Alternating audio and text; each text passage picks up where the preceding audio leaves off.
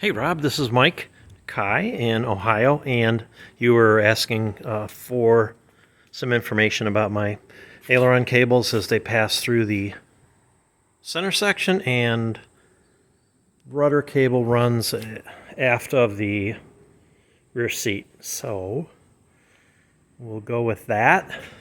I think we're going to start up here first in the center section. I don't think the lighting is too great up here, but hopefully it will be good enough for you to see what's going on. There's my center section where the aileron cables go through, and then I have a little storage compartment, well obviously big storage compartment there, and with the I think 1/8 inch plywood bottom, and then a aft storage compartment here. And then this plywood is probably more information than you want to know. This is just Velcroed. So I just Velcro that and it flops down there. But of course there's the balance cable coming across. This is my aileron pulley for the right aileron, and you can see that little silver thing there, the right angle. That's a pulley guard so that the cable doesn't jump over the pulley. It is the bracket that you fabricate for that pulley is not sufficient to keep, at least my cables anyways. I have the smaller cables, I forget what they are, 3/32 cable I think. Not sufficient for those jumping off the cable, so my FAA inspector suggested I put a more restrictive cable guard in place, which I did. So that's that. Other side is identical. Nothing super fancy. Sorry about the focus. Anywho, this, then of course I have some grommets there for chafing, as that's just an aluminum hinged deal with a hinge at the front, aluminum piano hinge at the front, and then a couple of luggage latches. I have safety pins that go through this latch too, so in flight these can't come undone, which did happen once. So that was not a pretty thing. Anyhow, so what else did you want to know? Cable runs, rudder cables aft of.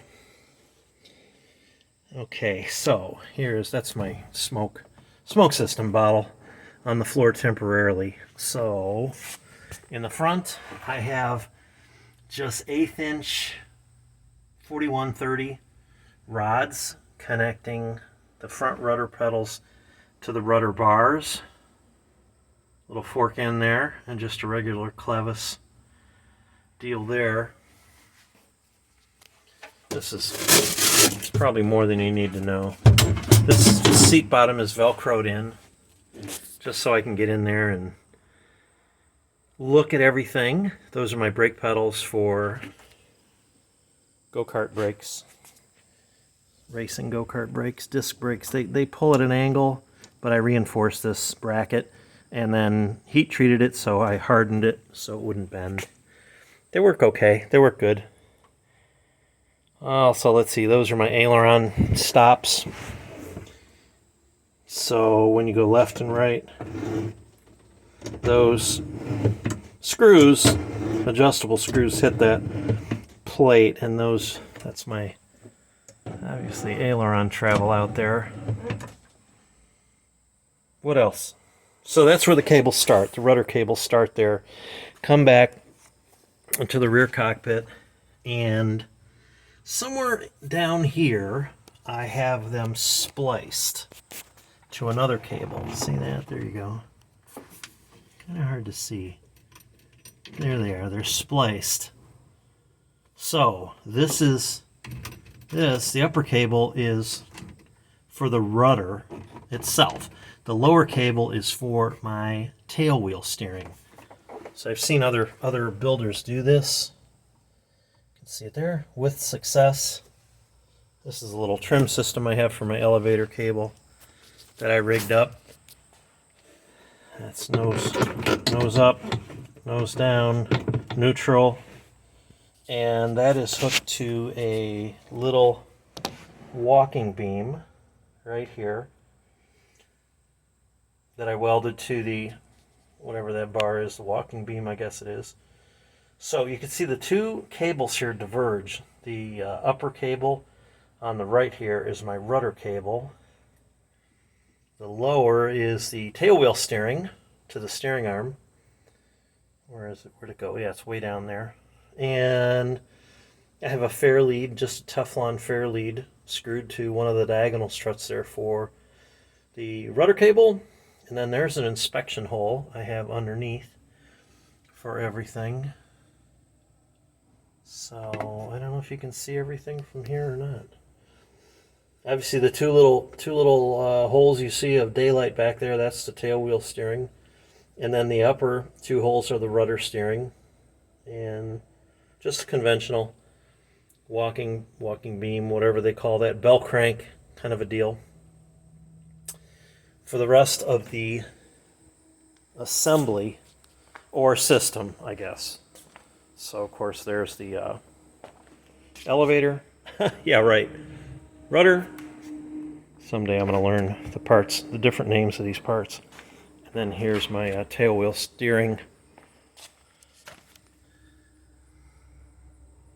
So the important thing here is that you use, if you're going to use leaf springs, use two of them, because if you just use one leaf, number one, it's too springy and you'll bounce around and it will stretch the cables and your springs, and if that one leaf spring breaks, your tail wheel's going up into your beautifully crafted rudder, and you're going to have to make a new rudder or repair the bottom of the rudder.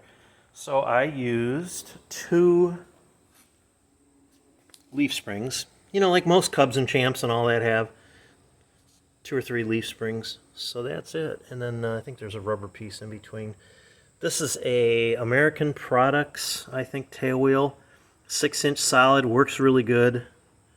Got the standard springs on there. But this is a full swivel tail wheel, and it would come out of full swivel like way too easy. So then when it came out of full swivel on landing, I would be going off into the toolies without any directional control. My rudder arm right there, control arm, had no effectiveness. It wasn't connected to the rudder or anything. I mean, I had a little bit of rudder here, obviously. But steering-wise, I didn't have anything. So I basically took that apart. I machined it so that it does not go into full swivel ever. So I can make turns on our narrow runway out there, fairly narrow runway. I can make turns left and right. I can do U-turns, turn around and everything with just steerable tail wheel only. I do not need I don't have to pivot around one wheel ever. And the only bad part is this does not swivel backwards, so you can't turn it around and push the airplane in from the nose when you're done for the day. But I just grab the tail wheel with my right hand under here, lift it up, and I drag the plane back into the hangar at the end of the day. So really not a big deal. But that full swivel mechanism, that is for the birds. They can keep it. I do not need full swivel, because boy, if that thing fails on you, it is a scary thing. So anyhow, that's it. I hope that was good and informative for you. And best wishes in your construction on your projects. And we'll take care. Bye-bye. Thank you.